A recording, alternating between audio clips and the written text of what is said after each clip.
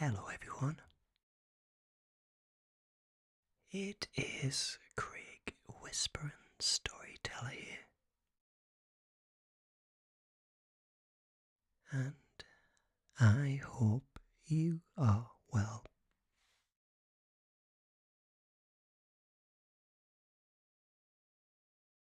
So first of all, I hope you are nice and relaxed, and in a space where you are unlikely to be disturbed.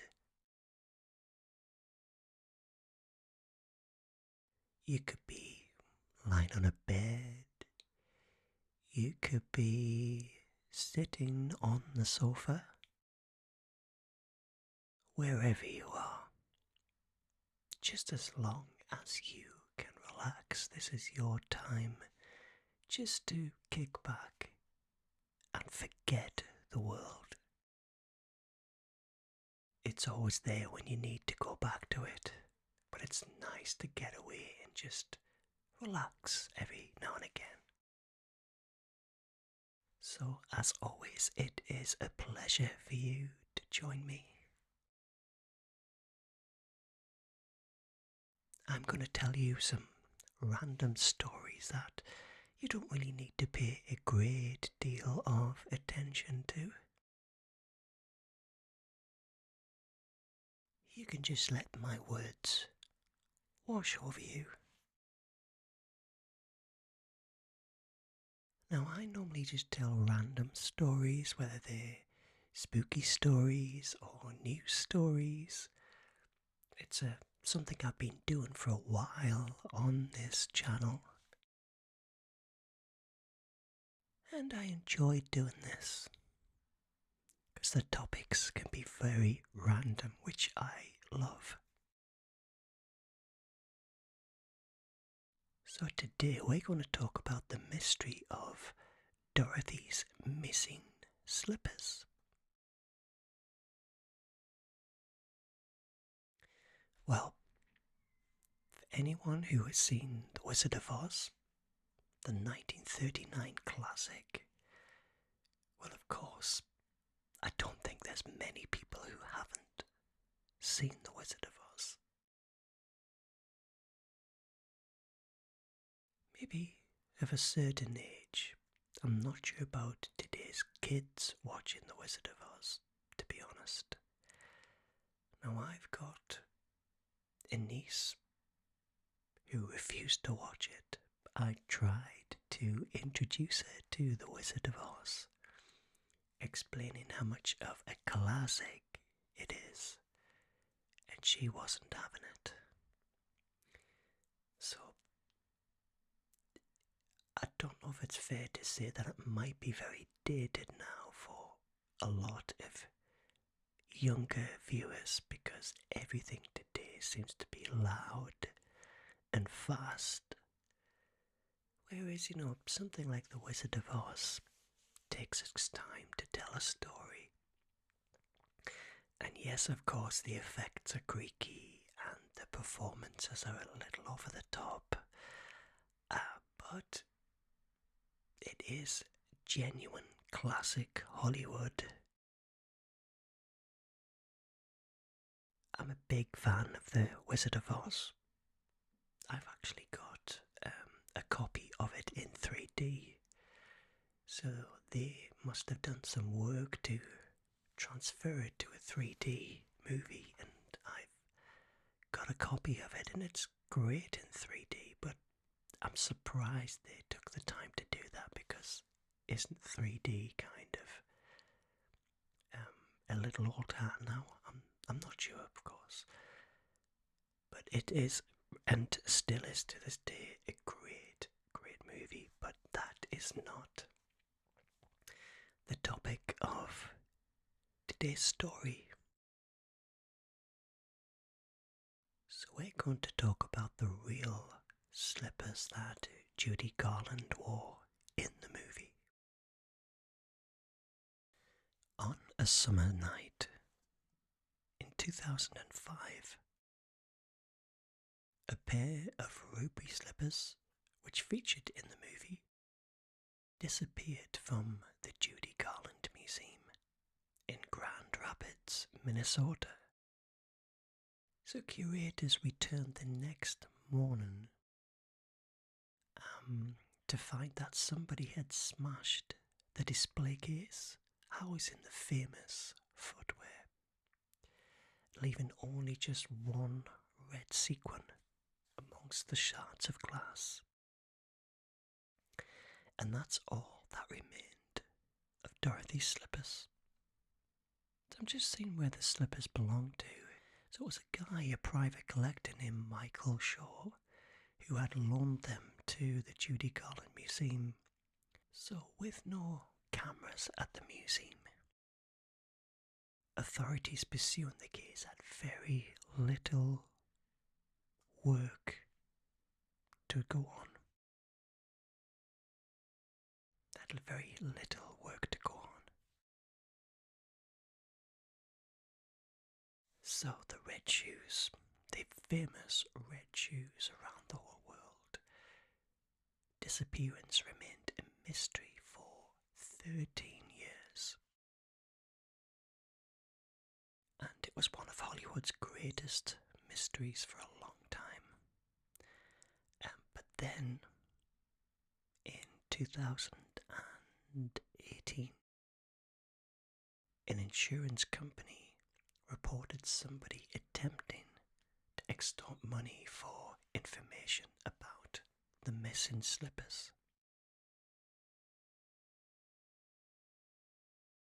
So then the FBI conducted a sting operation and recovered the missing pair, though nobody was arrested at the time.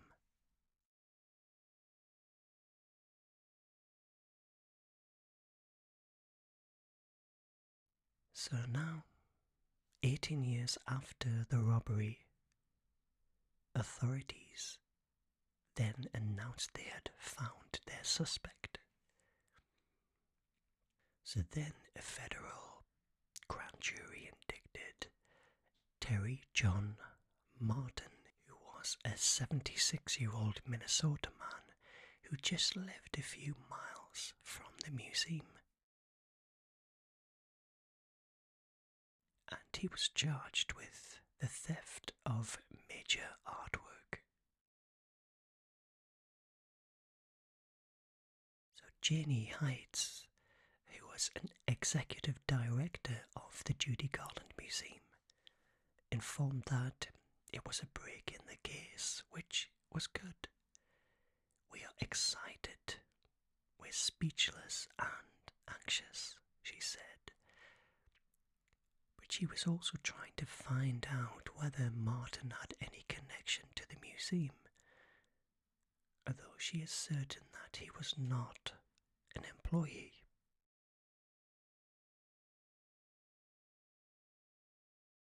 So the authorities didn't explain how they found Martin and what motivated him to steal the slippers themselves was very, very uncertain and very unclear.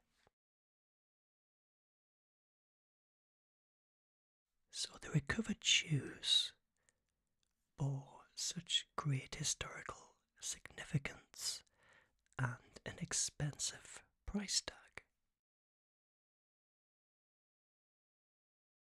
The federal prosecutors described them as being one of the most recognizable memorabilia in American movie history, adding that they are now valued at $3.5 million, which is up from the $1 million they were insured for in 2005. The year they went missing. So at the time, Rhys Thomas, who is the author of The Ruby Slippers of Oz, which is a book about the iconic shoes, did report that I have a feeling this is the tip of the iceberg.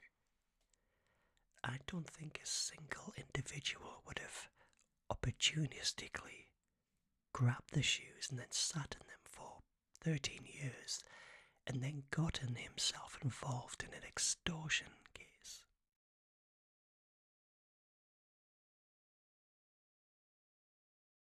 So when the stolen shoes were first recovered, the FBI brought them to Smithsonian's National Museum of American History, which has another pair from the film in its collections. So curators spent a good several days carefully comparing the two pairs, ultimately concluding that this seemed to match.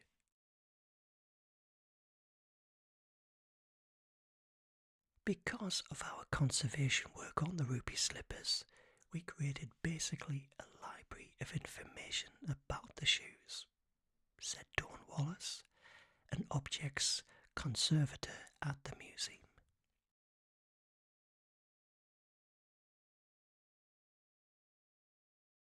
We were able to apply that to the pair the FBI brought in here and gain more information, she said. So now the recovered pair remains in FBI custody, reports NPR's Anya Archie. And once the case is over, it's unclear, and she hopes they can be returned to the Judy Garland Museum. That's what she said at the time. And it's kind of like a real Hollywood ending to end this up and down life that those ruby slippers had had. So maybe, of course, the Judy Garland Museum would be the best place for the slippers to get that happy ending. After all, of course, there's no place like home. Now let's have a look at the trial itself. Let's look at the man who was accused of stealing those iconic slippers. So Terry John Martin swiped one of the 4 remaining pairs of ruby red slippers worn by Judy Garland, which, of course, as I said, had been on display in the actor's namesake museum in her hometown of Grand Rapids. So during the trial, his sentencing would have closed one chapter of the mystery, but left the unresolved lingering question about the heist itself. Meanwhile, the Judy Garland Museum was working to move forward from an incident that tarnished its image, but it still continues to transfix fans of the iconic movie. So let's have a look at the robbery, what we know about the robbery. So, August the 28th, 2005, that was the day that John Kelsch learned that the slippers had been stolen. Kelsch is the founding director of the Judy Garland Museum, which is, of course, a 3-hour drive north of Minneapolis. So he received an early morning call from a member of staff, and all she could say was, "They're gone." But he knew exactly what she meant.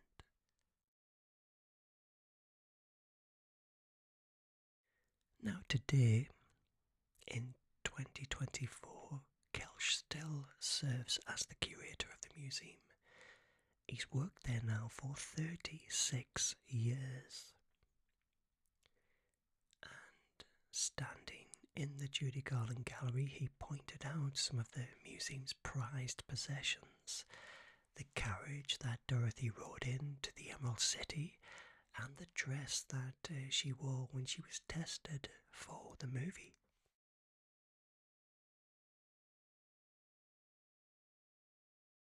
And he has the original case that the ruby slippers sat in before they were stolen in 2005. So, at that time, somebody had smashed a door window to enter the museum. Then they broke through the case to grab the slippers, and all that remained was one tiny red sequin, as I mentioned earlier. And of course, the theories ran a rife. Many people suspected it was an inside job from the museum itself. There was a 1 million insurance on the slippers at that time. He himself was also a suspect. And so was the Hollywood collector who owned the slippers. He was also under suspicion. So for more than a decade there was no sign of them, and it was as if they had just vanished into thin air. They chased so many leads over the years, and even the ones that were false leads, but they still had to track them down to show they weren't legitimate. Now that was the words of Brian Matson, who was an investigator with the Grand Rapids Police Department. Now he remembers getting a search warrant for a house, staking it out for hours, and then finally approaching a man who retrieved an ornate green box from his closet and said, "You're not gonna believe it." So Matson opened the box and he saw red. But all he could see was the glitter.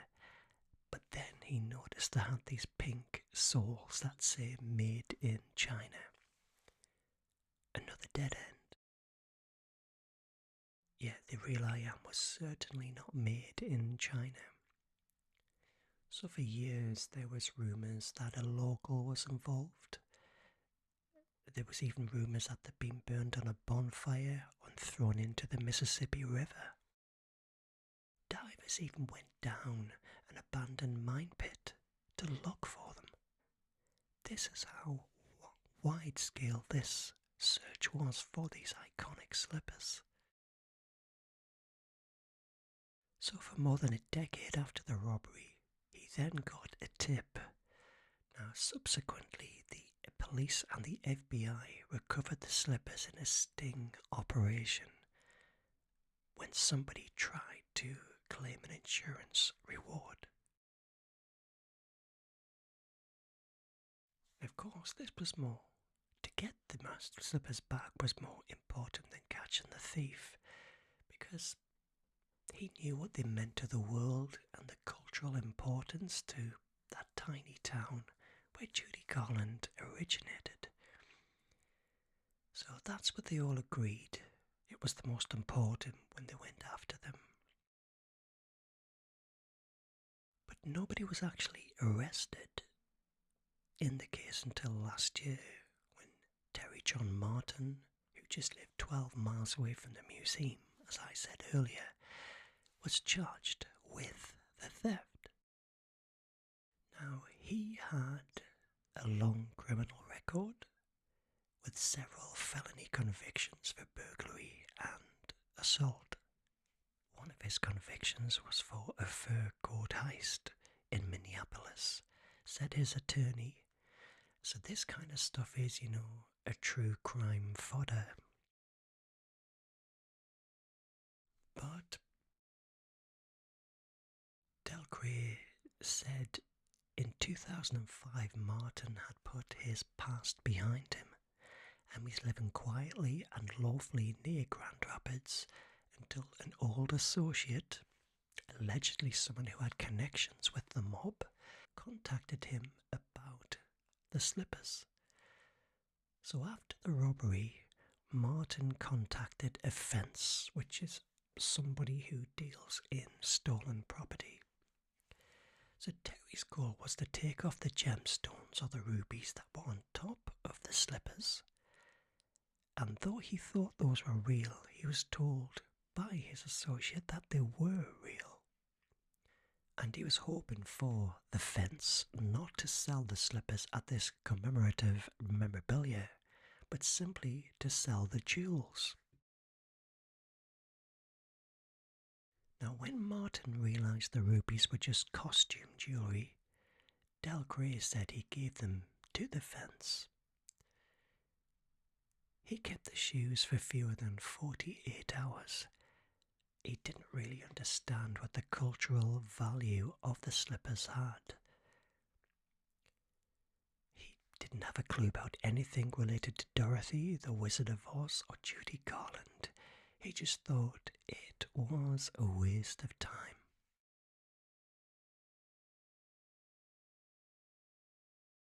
So Martin is now 76 years old and he is in hospice care.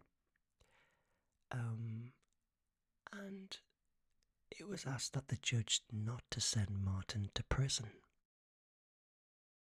because he only has a few months to live and he wants to clear his conscience.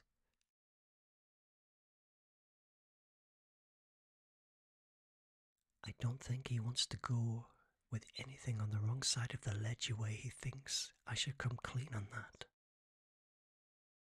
Delcrea said of his client, so this is the perfect opportunity for him to do so. So apparently Martin will be required to pay $23,500 in restitution to the museum, and he will do this in installments of $300. So as far as we know, he has not given the names of anybody else involved in the heist. So following the theft, he withdrew to Grand Rapids, reuniting with his children and entering a new romance. And he never meant to be a criminal celebrity, apparently. He happened upon it when he broke 2 panes of glass in a museum and stole a red pair of sequin slippers. Martin deeply regrets the decision and is ready to accept his punishment. But he's no monster, he's a dying man ready to meet his maker. Meanwhile, John Kelsch at the Judy Garland Museum was absolutely ecstatic that the slippers had finally been found. But he says the mystery still endures. He said that somebody called me a few months ago and said, "Aren't you relieved now that it's all over?" To which Kelch responded, "You don't understand. It will never be over." So people are just going to want to know where they've been for the last 12 years. Matson, the Grand Rapids detective, said that someday he would love to tell the story to the world. He knows many of the details but can't reveal them because the case is still open. It's a fabulous story, he said, with all kinds of twists and turns. So meanwhile, it is hoped to have a professionally designed exhibit about the slipper heist at the museum. It's part of the history and part of the culture now of the museum, and at some point you just have to embrace it, which just adds to the allure and the mystery of what happened, of course. The museum did take a financial hit and a blow to its reputation after the theft. For years, other museums and collectors didn't want to loan them any artifacts to display because of what happened, of course. So, will the slippers be returned? Well, who knows? So that's the story that we know so far. Well, it'll be great to see what happens when the story of the slippers in that 12-year period is finally told. And I can see a movie on the cards. The Dorothy's Red Slippers Mystery, the movie. If the mob's involved, I'm sure there will be a lot of great storytelling will be taking place there. But that concludes this episode where we looked at this fascinating case. What do you think? It would be good to get your thoughts. But anyway, I am going to bid you all a very good night and sleep tight, and I will see you